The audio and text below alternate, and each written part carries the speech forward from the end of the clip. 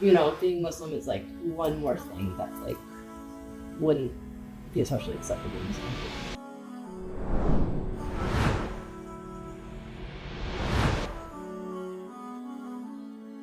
20 years old. Okay. I'm going to be a junior in college, double majoring in environmental law. Environmental studies and then That's law. fine. Okay.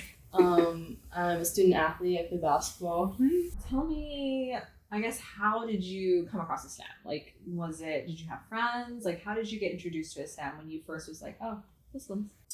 I think middle school, it was a Catholic school, but like we took classes on like Judaism, Christianity, and Islam, and like we learned kind of like the main Abrahamic things. Yeah. Mm-hmm. And so that's, I guess, when I was first introduced to it. And then in high school, there's like a large Muslim community. I went to the village. Mm-hmm. So, I was around that a lot. Mm-hmm. So a lot of my friends were Muslim. Winter break of this year, I kind of just got interested. I don't know why. So I just did my own research. And then as Ramadan came around, that was a good time. Mm-hmm. And Were you raised Catholic?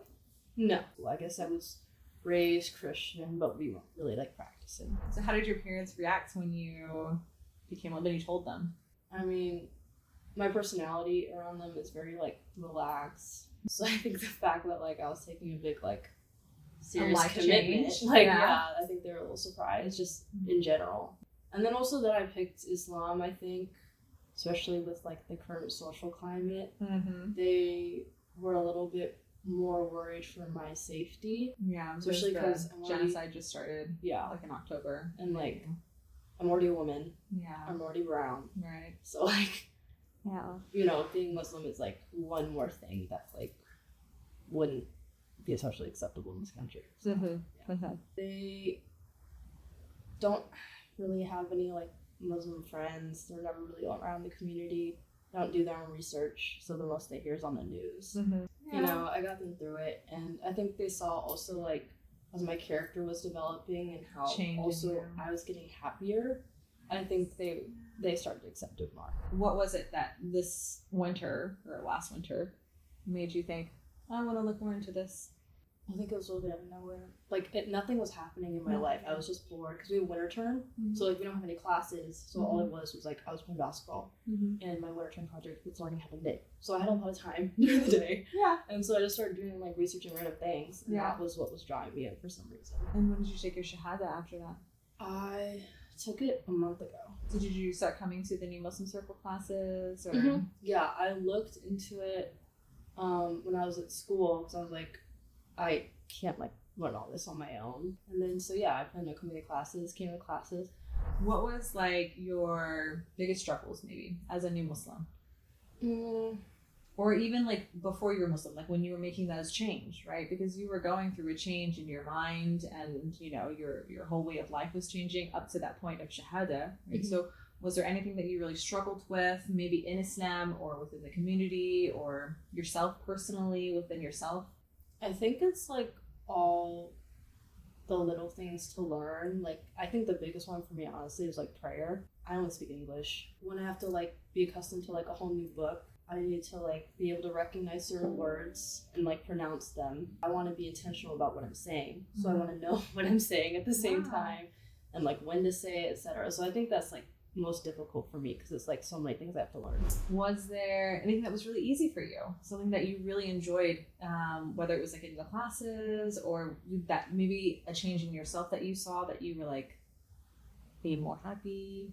I think it was kind of like trusting God and remembering at the end of the day like who is the judge. I think also like it's kind of liberating to remember that there's an afterlife and there's like a greater being beyond all your worries. Right. So like I think even times when like I'm struggling with certain parts of my faith, like for example like prayer, like oh gosh, like it's taking me so long to figure out like this one part, but then like it's really nice to remember that like this is someone who knows you, that knows you, what you've been through, what you can do, all your potential, How did your friends react to the change? At first it was a little rough because like I wanted to make some behavioral changes before. There were certain things, regardless of if I decided to commit to Islam or not, like I wanted to change within myself anyways. Yeah.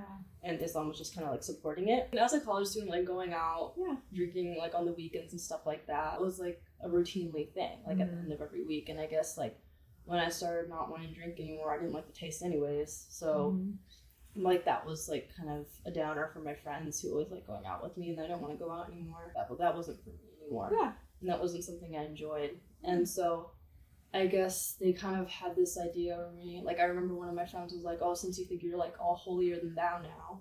I was like, that is not the way I feel.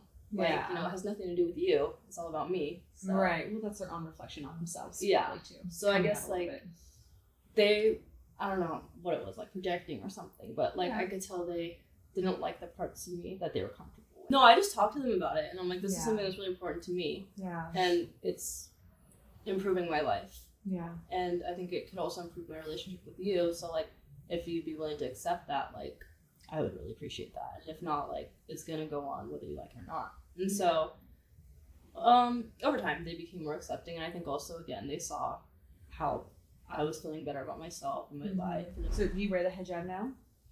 Not consistently. I wear it every year and again. Also, because all my, like, modest clothing, like long sleeves and pants, they're all in Ohio.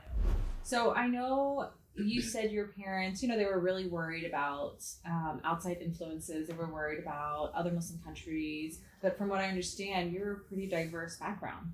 No one in my family has ever been Muslim. I mean, I guess in, like, a lot of indigenous, a lot of cultures, but especially, like, indigenous cultures, like Native Hawaiian, like, hair is, like, a really important part, especially for women. You know, I just have to remind myself, like, culture over God. That doesn't make sense. How does your mom feel now, though? Like, with you coming off and on to the hijab, like, how does she feel about it? She's been a little apprehensive to it. I think her main focus is, like, how women are obligated to wear it and men are not, like, physically obligated really to wear it. But when I've explained to her, like, my perspective on it, like, not only, like, protecting our beauty, etc., but also, like, I think, I mean, I'm not God, I don't know, but, like, I think part of it is, like, God is protecting us also from, like, everyone in the world has, like, social expectations on them, but I think women are, like, the victim of that a lot. So I think hijab really protects women from feeling that way, and I think that's really important because, so I think she understood that, and that made her more appreciative. So what tips would you give any new Muslim coming in? Any advice you would give someone if someone's approaching you, kind of like, oh, I'm thinking about Islam, like, I've been kind of researching it. Where would you direct them, or any tips that you have? So be patient, stay away from all men podcasts. Especially as, like, a woman, I'd say, like, take advice from Muslim women. So is there one thing specifically that was, you know, put the nail on the wall for you? Just hit it right there, like, this is it. I've made my decision, this is the right thing, and I want to do this. I'd say, like, a certain life event that was pretty traumatic. Yeah. Normally, like, from those things, I'd kind of, like, go downhill. Yeah. And so the first thing I wanted to do was, like, get closer to God through Islam. I knew, like, I kind of knew that was the way I needed to go. Yeah. Because it was just kind of like, if it brought me closer to Him, I knew that was the direction to go. Yeah. That's Him. Thank you so much.